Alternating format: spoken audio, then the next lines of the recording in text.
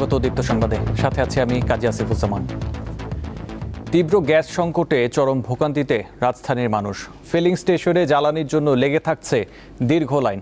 ঘন্টার পর ঘন্টা অপেক্ষা করেও মিলছে না চাহিদা মতো গ্যাস।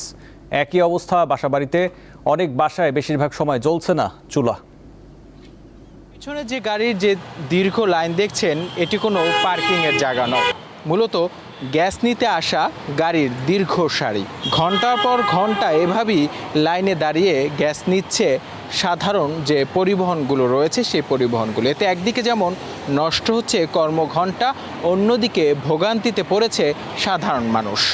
রাজধানীর ৭ রাস্তা এলাকা, গাড়ি নিয়ে ঘন্টার পর ঘন্টা অপেক্ষা, কিন্তু মিলছে না প্রয়োজন মতো জ্বালানি। কখন পাওয়া যাবে গ্যাস জানেন না চালকরা। সময় যত গড়ায় ততই দীর্ঘ হয় লাইন।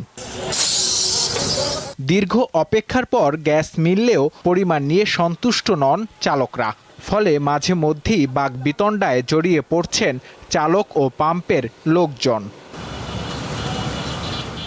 গ্যাস সংকটে সবচেয়ে বেশি বেকায়দায় পড়েছেন সিএনজি চালিত অটোরিকশা ও রাইড শেয়ারিং সেবার সঙ্গে যুক্ত চালকরা।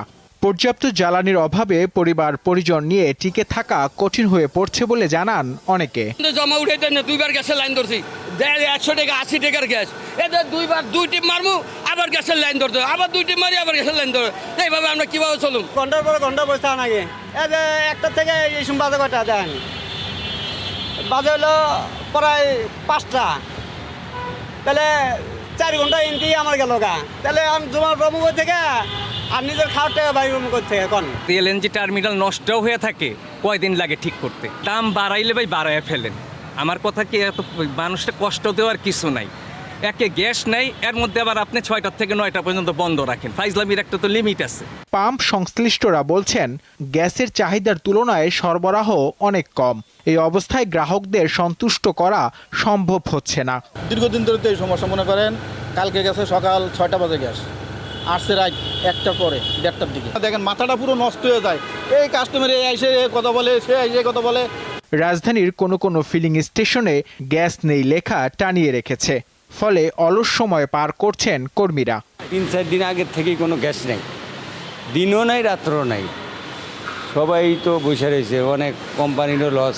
এদিকে বাসাবাড়িতেও গ্যাসের তীব্র সংকট দেখা দিয়েছে। রামপুরা সহ অনেক এলাকায় জ্বলছে না চুলা। গ্যাস না থাকায় অনেকে কাঠ পুড়িয়ে রান্না করতে বাধ্য হচ্ছেন।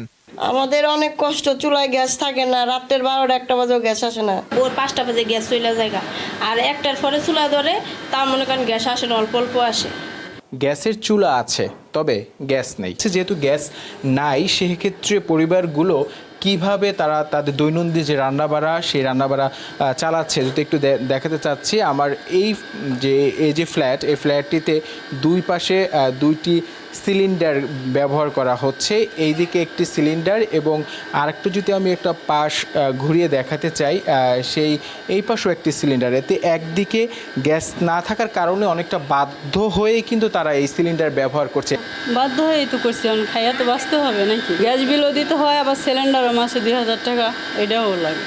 দেশে দৈনিক গ্যাসের চাহিদা প্রায় 380 কোটি ঘনফুট। জ্বালানি বিভাগের হিসাবে সম্প্রতি সরবরাহ কমিয়ে দাঁড়িয়েছে 203 কোটি ঘনফুটে, ফলে ঘাটতি 177 কোটি ঘনফুট। নূর আলম, দীপ্ত সংবাদ, ঢাকা। অত্যাবশ্যকীয় ওষুধের তালিকা এবং দাম নির্ধারণ পদ্ধতি বাতিল করায় এর কড়া সমালোচনা করছেন জনস্বাস্থ্যবিদরা। তাদের মতে কোনো সমস্যা থাকলে সংশ্লিষ্ট অংশীজনদের সঙ্গে আলোচনা করে তা সংশোধন করা যেত। পুরো কাঠামো প্রত্যাহারের প্রয়োজন ছিল না। ওষুধ শিল্প মালিক সমিতির পক্ষ থেকে বলা হচ্ছে, দেশীয় কোম্পানিকে ক্ষতির হাত থেকে রক্ষায় এ বিষয়ে আরও আলোচনা প্রয়োজন। দেশের মানুষের চিকিৎসা সেবার প্রায় 70% ব্যয় হয় রোগীর নিজের পকেট থেকে, আর এর অধিকাংশই চলে যায় ওষুধ কিনতে। ওষুধ কেনার এই বাড়তি চাপ কমাতে 1994 সালে বিভিন্ন ধরনের সংক্রামক রোগ, উচ্চ রক্তচাপ, ডায়াবেটিস সহ নানা ধরনের রোগের জন্য অত্যাবশ্যকীয় 117টি ওষুধের দাম নির্ধারণ করে সরকার। পরে অন্তর্বর্তীকালীন সরকার এসে আরও কিছু ওষুধ যোগ করে মোট 295টি ওষুধের দাম নির্ধারণ করে দেয়। কিন্তু বর্তমান সরকার এসে সেই তালিকাটি বাতিল করে দেয়। এরপর থেকেই এর পক্ষে ও বিপক্ষে নানান মত দিচ্ছেন জনস্বাস্থ্যবিদ, ওষুধ প্রশাসন অধিদপ্তর এবং ওষুধ মালিক সমিতি সহ সংশ্লিষ্টরা। আর এই সিদ্ধান্ত অবাক করেছে জনস্বাস্থ্য বিশেষজ্ঞদের। অত্যাবশ্যকীয় ওষুধের তালিকা এবং দাম নির্ধারণ পদ্ধতি বাতিলের সিদ্ধান্ত জনস্বাস্থ্য বিবেচনার চেয়ে বাণিজ্যিক স্বার্থ বেশি প্রাধান্য পেয়েছে কি না সে প্রশ্ন তোলেন তারা। অনেকগুলো ওষুধের নতুন ওষুধ তৈরি হয়েছে এবং মানুষের স্বাস্থ্যের যে বাংলাদেশে মানুষের স্বাস্থ্যের সমস্যাও কিন্তু অনেক নতুন নতুন হয়েছে, যেমন আমাদের অসংক্রামক ব্যাধি, ডায়াবেটিস, উচ্চ রক্তচাপ, ডায়ালাইসিস, এইগুলো ঔষধ আমাদের সারা জীবন খেতে হয়, যাতে একবার হয়ে যায় সেই ওষুধগুলো অবশ্যই অত্যাবশ্যকীয় তালিকায় ঢোকানো উচিত। তার মতে অত্যাবশ্যকীয় ওষুধের তালিকা সংকুচিত হলে মেধাস্বত্বের মূল্য দিতে হবে। বিপরীতে ওষুধ শিল্প মালিক সমিতি বলছে কোনো প্রতিষ্ঠান মুনাফা না রেখে দীর্ঘদিন পণ্য উৎপাদন করতে পারে না।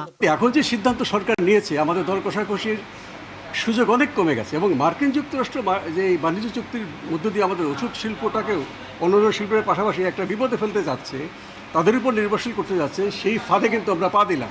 আমরা ওই ফাঁদে পড়বো কেন? এটা পড়ার তো কোনো কারণ নাই, সেটা তো it is govern by the law. আমরা এখন পেটেন্টের বাইরে আছি, আমরা তখন পেটেন্ট আইনের আওতায় আসবো, এই তো ডিফারেন্সটা হবে। সমস্যার সমাধানে সরকারি প্রতিষ্ঠান এগিয়ে আসতে পারে বলে মন্তব্য তাদের। এসেনশিয়াল ড্রাগ কোম্পানি লিমিটেড তারাই সরকারকে বিনামূল্যে বা একটা নির্ধারিত মূল্যে তারা সরকারকে ওষুধ সরবরাহ করবে, তারা কারখানা করবে এবং কারখানা করার সিদ্ধান্ত তো হয়ে আছে, কারখানা তৈরি করুক, তার আগ পর্যন্ত সাশ্রয় মূল্যে তারা এখান থেকে নেবে। এই যে এসেনশিয়াল প্রোডাক্টের লিস্ট, এটাও তো টাইম টু টাইম আইন অনুযায়ী এটা রিভিউ হওয়ার কথা, তো রিভিউ হবে। এখন রিভিউ হয়ে যে প্রোডাক্টটা ওই লিস্টে যাবে, এটা তো গভর্নমেন্টের ফার্মোস্ট দায়িত্ব ওই প্রোডাক্টগুলোকে অ্যাভেলেবল করা।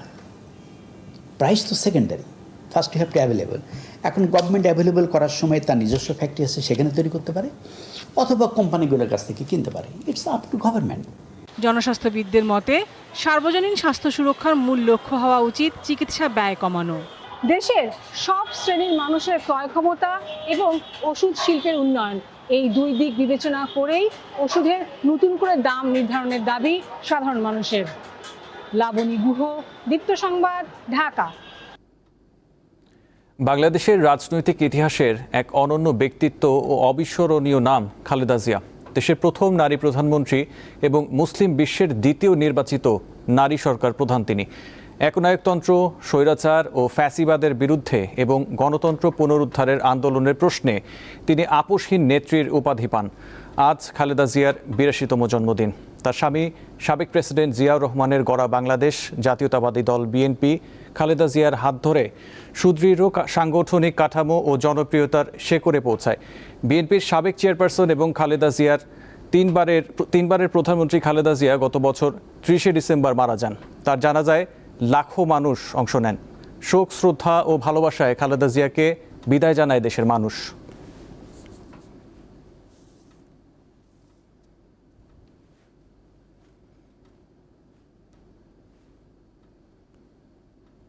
আগামীকাল কিশোরগঞ্জ যাচ্ছেন প্রধানমন্ত্রী তারেক রহমান। ঘোষিত কর্মসূচি অনুযায়ী পাকুন্দিয়া, কটিয়াদি ও জেলা শহরে একাধিক কর্মসূচিতে অংশ নেবেন তিনি। প্রধানমন্ত্রীর আগমন ঘিরে নেওয়া হয়েছে ব্যাপক প্রস্তুতি, জোরদার করা হয়েছে নিরাপত্তা ব্যবস্থা। দায়িত্ব নেওয়ার পর প্রথম কিশোরগঞ্জ যাচ্ছেন প্রধানমন্ত্রী তারেক রহমান। তার আগমন ঘিরে চলছে উৎসবের আমেজ। সরকার প্রধানের আগমন ঘিরে কিশোরগঞ্জ দলীয় নেতাকর্মীদের পাশাপাশি সাধারণ মানুষের মাঝেও দেখা দিয়েছে উৎসাহ উদ্দীপনার। আশা করি যে ব্যাপক একটা উন্নয়ন হবে কিশোরগঞ্জের। আমরা দীর্ঘদিনের অবহেলা থেকে আমরা মুক্তি পাবো। এর আগে তো আর এই এলাকায় কোনো প্রধানমন্ত্রী বা কোনো আগেও ছিল, রাষ্ট্রপতিও ছিল, কিন্তু এই মাঠে কিন্তু এভাবে কোনোদিন কিন্তু আসে নাই।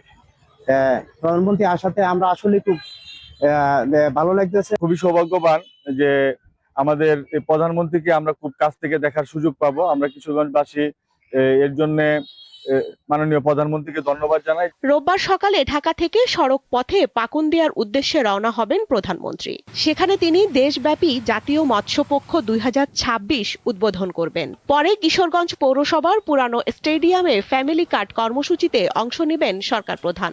এই ব্রহ্মপুত্র নদে মাননীয় প্রধানমন্ত্রী এখানে পণা অবমুক্ত করবেন। আমাদের নেতা কর্মীদের মধ্যে আনন্দ উৎসল একটা পরিবেশ তৈরি হয়েছে। গ্রামে গ্রামে বাড়িতে বাড়িতে মানে প্রস্তুতি চলছে মাননীয় প্রধানমন্ত্রীকে বরণ করে নেওয়ার জন্য। আমরা যে বড় বড় প্রকল্প চিন্তা ভাবনা করছি, হাতে নিয়ে দিচ্ছি, ইনশাল্লাহ উনি আসলে এটা আরো ত্বরান্বিত। এছাড়া ঐতিহাসিক শোলাকিয়া ঈদগাহ ময়দানে কয়েকটি উন্নয়ন কার্যক্রমের উদ্বোধন করবেন প্রধানমন্ত্রী। দেশনায়ক তারেক রহমান কিশোরগঞ্জ পদার্পণ উপলক্ষে আমরা নেতাকর্মীদের মধ্যে যে আনন্দ দেখতে পাচ্ছি, আসলে তা ঈদের আনন্দের মতো। প্রধানমন্ত্রীর আগমন ঘিরে কিশোরগঞ্জবাসী এখন নতুন এক সম্ভাবনার স্বপ্ন দেখছেন। দীপ্ত, বার্তাকক্ষ। জীবিকার তাগিদে দিনাজপুরের বড় পুকুরিয়া কয়লা খনি সংলগ্ন নিষ্কাশন নালায় নেমে চরম স্বাস্থ্য ঝুঁকিতে কাজ করছেন স্থানীয় কর্মজীবী নারীরা। খনি থেকে প্রবাহিত কালো দুর্গন্ধযুক্ত বর্জ্য পানিতে নেমে প্রতিদিন সংগ্রহ করছেন কয়লা ডাস্ট। দীর্ঘক্ষণ এই দূষিত পানির সংস্পর্শে থাকায় তাদের অনেকের শরীরে দেখা দিয়েছে নানা ধরনের চর্মরোগ। পার্বতীপুরের কয়লা খনির যে পাশ দিয়ে প্রবাহিত ডাস্ট যুক্ত পানি যে প্রবাহিত হয়, সেই পানিতে তারা মাছ ধরার মতন করে যে কয়লা তুলছেন, এটি হচ্ছে দিনাজপুর পার্বতীপুর এর যে কয়লা খনি, ঠিক তার আশেপাশের সাহাপাড়া, দুর্গাপাড়া, কালুপাড়া সহ বেশ কয়েকটি গ্রামের প্রায় 8 থেকে 7টি দল রয়েছে, যারা প্রতি সপ্তাহে একদিন করে এই কয়লাযুক্ত পানি যে প্রবাহিত হয় সেই পানি থেকে কয়লা তোলার সুযোগ পান। তবে এই দীর্ঘক্ষণ কয়লা সংগ্রহ করার কাজে থাকার কারণে অনেকেরই কিন্তু বিভিন্ন রকমের রোগে আক্রান্ত হচ্ছে। ওখানে যখন যায় সমস্ত দিন কয়লা তুলি, তখন হাত পা ফোসা হয়ে যায়। হওয়া যাওয়ার পর পায়ে ঘা হয়, হাতে ঘা হয়। স্বামী নাই, সন্তান নাই, কি করিয়ে চলবে? বাসায় ওই যে হাত পা অঙ্কে করে, সেদিন হাঁটতে পারে না, রক্ত বাড়ায়, বয়দান পানি নোয়, আসিয়া আইতোতে গাও ধুইবে, ডিরুলের পানি দিয়ে গাও ধোয়। আমার ছেলে মেয়ে তো নাই, 8 গুণ 10 গুণ করে কারো খাওয়াইয়ে তামাতে এইটা দিয়ে তো বা পোষায় না। পোষায় এই যে ময়লা পানি যাচ্ছে, যে পায়ে যে ঘাও হয়, হাঁটতে পারিনি। তারা বলছে যে যেহেতু আমরা এই একটি জীবনের ঝুঁকি নিয়ে, অর্থাৎ দারিদ্রতার সাথে যুদ্ধ করে এই কয়লাযুক্ত পানি থেকে ডাস্ট সংগ্রহ করে তারা বিক্রি করে তাদের জীবিকা নির্বাহ করে, তারা একটি নিরাপদ কর্মসংস্থানের সুযোগ চান। তারা বলছেন যে সরকারের বিভিন্ন যে উপকারভোগী কর্মসূচি চালু করা হয়েছে, সেই কর্মসূচিতে যদি তাদেরকে অন্তর্ভুক্ত করা হয়, তাহলে তারা এই বড় ধরনের যে ঝুঁকি নিয়ে তারা যে কাজগুলা করছে সে কাজ থেকে বেরিয়ে আসতে পারবে এবং একটা নিরাপদ জীবন পাবে। সুলতান মাহমুদ, দীপ্ত টেলিভিশন, বড়পুকুরিয়া। এবারে আন্তর্জাতিক প্রসঙ্গ। ইরানের বিরুদ্ধে অনির্দিষ্টকালের নৌ অবরোধ ও নজিরবিহীন অর্থনৈতিক পদক্ষেপ নেওয়ার হুমকি দিয়েছে যুক্তরাষ্ট্র। এরপর পরই শুক্রবার বিশ্ববাজারে ফের ঊর্ধ্বমুখী হয় অপরিশোধিত জ্বালানি তেল এবং গ্যাসের দাম। ওয়াশিংটন তেহরানের পাল্টাপাল্টি অবস্থানে হরমুজ প্রণালী নিয়ে অনিশ্চয়তায় জ্বালানি সংকট আরও তীব্র হওয়ার শঙ্কাও বাড়ছে। যুক্তরাষ্ট্র ইরান যুদ্ধ থামাতে পাকিস্তানের মধ্যস্থতা ইতিমধ্যেই অকার্যকর হিসেবে প্রমাণ হয়েছে। পাল্টাপাল্টি হুমকিতে হরমুজ প্রণালী নিয়েও অনিশ্চয়তার পাল্লা ভারী হচ্ছে। এতে করে তীব্র থেকে তীব্রতর হচ্ছে বৈশ্বিক জ্বালানি সংকট, ধুঁকছে খোদ যুক্তরাষ্ট্র। ফলে আগামী নভেম্বরে হতে যাওয়া যুক্তরাষ্ট্রের মধ্যবর্তী নির্বাচনের আগে ব্যাপক চাপের মুখে রয়েছেন প্রেসিডেন্ট ডোনাল্ড ট্রাম্প। এমন পরিস্থিতিতে জনগণের আস্থা ফিরে পেতে মরিয়া ট্রাম্প প্রশাসন। কখনো বলছে হরমুজ প্রণালীর নিয়ন্ত্রণ পুরোপুরি ওয়াশিংটনের হাতে, আবার পরক্ষণেই এই নৌপথ পুনরায় খুলে না দিলে ইরানের বন্দরগুলোর উপর অনির্দিষ্টকালের জন্য অবরোধ অব্যাহত রাখার হুঁশিয়ারিও দিচ্ছে। এছাড়া বিশ্ব থেকে তেহরানের অর্থনীতি পুরোপুরি বিচ্ছিন্ন করে দিতে এমন কিছু পদক্ষেপ নেওয়া হচ্ছে যা আগে কখনোই দেখা যায়নি বলে হুমকি দিয়েছেন মার্কিন অর্থমন্ত্রী স্কট বেসেন্ট। এসব হুমকি ধামকির পরও অটুট ইরান। যতক্ষণ পর্যন্ত নৌ অবরোধ তুলে না নেওয়া সহ ওয়াশিংটন সব শর্ত মেনে না নেবে, ততক্ষণ পর্যন্ত হরমুজ প্রণালী যুদ্ধের আগের অবস্থায় ফিরবে না বলে সাফ জানিয়ে দিয়েছে তেহরান। এমন উত্তেজনার মধ্যে মার্কিন অর্থমন্ত্রীর হুমকি বৈশ্বিক জ্বালানি বাজারকে নতুন করে অস্থিরতায় ফেলেছে। শুক্রবার বিশ্ববাজারে ব্যারেল প্রতি অপরিশোধিত জ্বালানি তেলের দাম বেড়ে প্রায় $90 দাঁড়িয়েছে। গ্যাসের দামও ঊর্ধ্বমুখী। চড়া দামে নাজেহাল অবস্থার মধ্যে বিশ্বে জ্বালানির মজুত সংকটের খবর নতুন করে দুশ্চিন্তায় ফেলেছে, যা বৈশ্বিক জ্বালানি মোকাবিলাকে আরও কঠিন করে তুলতে পারে।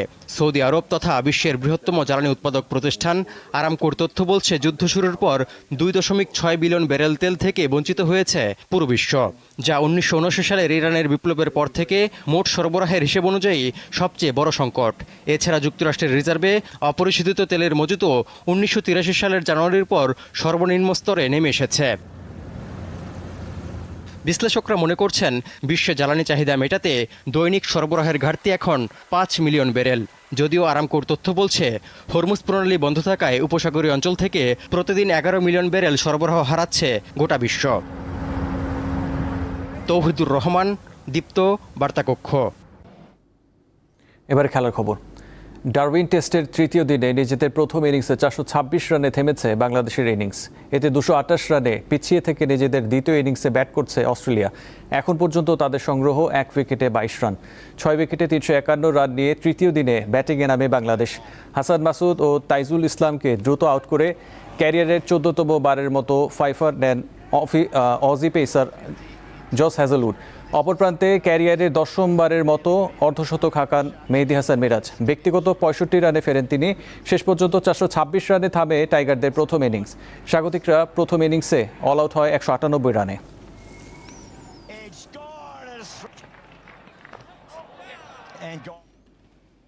এই ছিল এখনকার মতো। পরবর্তী সংবাদ 12টায় দেখার আমন্ত্রণ রইল। এছাড়াও তথ্য বিনোদনের খবর পেতে চোখ রাখুন দীপ্ত টিভি ডিজিটাল প্ল্যাটফর্মগুলোতে।